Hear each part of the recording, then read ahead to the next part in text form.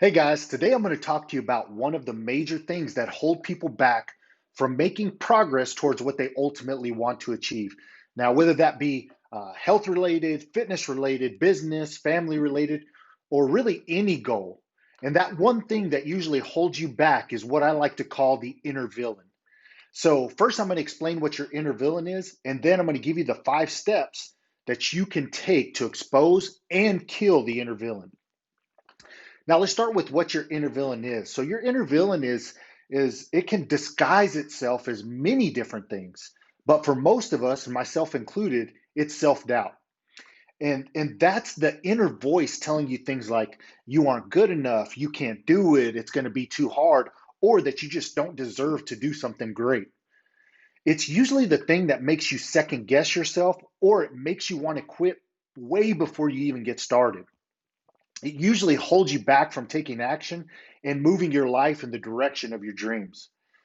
Now, it's called the inner villain because it's sneaky, it's up to no good, and it's always looking really to stop you from taking action.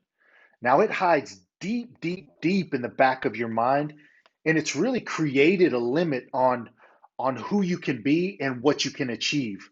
So I want you to think of your inner villain as negative, malicious, that has a scarcity mindset, and it's always looking for ways to either derail you or to slow down your progress.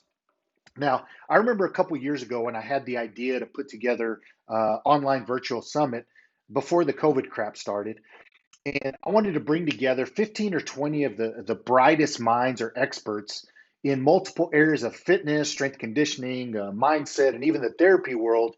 I wanted to bring them together to help people get great, actionable information all in one place. And it took me a while to pull the trigger because I had this inner villain telling me things like I wasn't good enough or no experts are going to want to agree to be interviewed by me, amongst many other bad and blatant lies. But I took and applied these next 5 steps that I'm about to share with you, and I exposed and then killed my inner villain.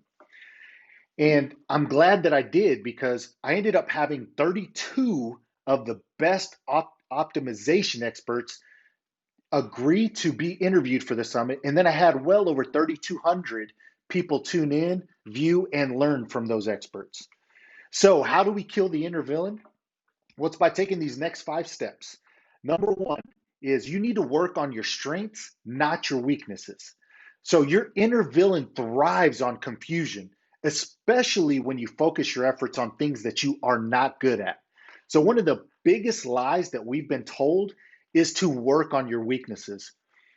All this does is it's going to steal your confidence. Now, although it's well intentioned, the idea of working on your weaknesses has held me back from creating the life I've wanted to live multiple times. But being told to work on your weaknesses, as I'm sure sent you and sent me on the trail of basically spending way too much time trying to figure things out when all I really had to do was reach out to someone else whose strength was one of my weaknesses. So the second thing is find what you're good at and spend the time to become great at it. So you need to take the time to immerse yourself in your strength and then go from good to great. So true immersion on what you're already good at. Step number 3 is stop asking everyone for advice. So when you're stuck or you need advice, stop asking friends who don't have any experience in that area. You need to seek out an expert with experience and get advice from someone who's already been through the place where you're currently stuck. All right, step number four is to watch your transformational vocabulary and the meaning that you give to those words. So, words can feed your inner villain or they can starve it. Words from the external or from other people can influence you, but the most powerful words that we tell ourselves are internally. So, people's words can't affect you unless you let them. You give those words meaning, but you can also disempower them. So what if you took the negative words you tell yourself and you change them into positives?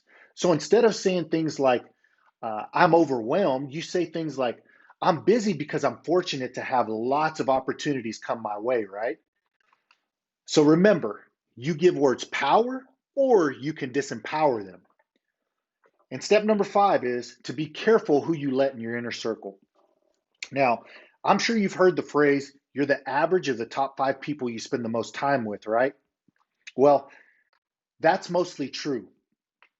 The people you spend your time with can do one of two things. They can either empower you or they can rob you of your confidence.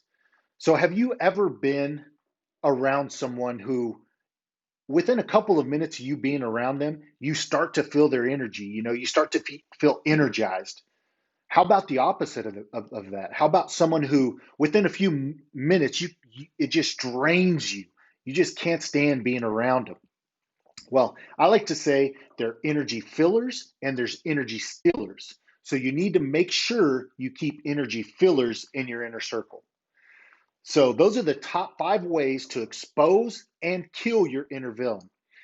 Now, the important thing to remember is that we all have the inner villain inside of us trying to keep us down, but we also have the inner hero waiting to be released. So start the process of exposing your inner villain, and next time I'll teach you all about your inner hero.